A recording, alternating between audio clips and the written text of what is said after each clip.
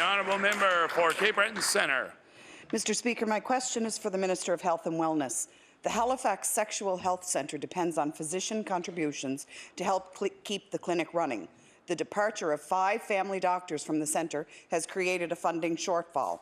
Tests for blood-borne infections like HIV, syphilis and Hep C and B are now offered just 1 day a week instead of 3, and the centre's executive director says they'll only be able to offer testing to 1/3 of the regular clients this year. Mr. Speaker, what is the minister doing to ensure that Nova Scotians can get the preventative sexual health care that they need? The Honourable Minister of Health.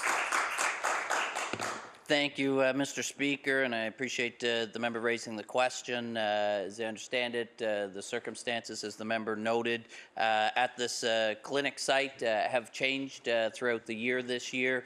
That's a situation that they've recently brought forward in their discussions within the Health Authority and the department.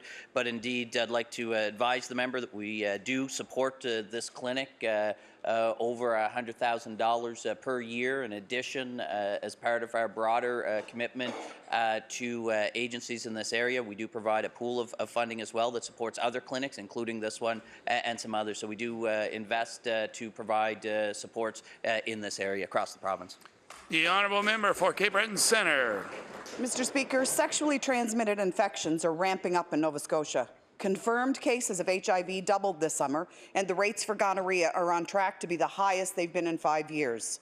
Anonymous testing provided by the Halifax Sexual Health Clinic helps to keep infection rates down, but the funding crunch the clinic faces could undermine that preventative work.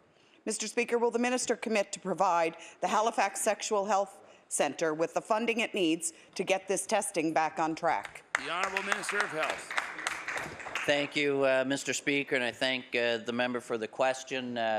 You know, as the member noted, there are some data coming in that shows that there are some shifts in behaviours and blood-borne and sexually transmitted infections that are growing not just in this province but in other jurisdictions. The member referenced specifically HIV, so I am pleased that earlier this year we moved forward to introduce the PrEP treatment, Mr. Speaker, as part of our programming. So again, Mr. Speaker, we're taking the concerns in this area very seriously, and we're continuing our investments.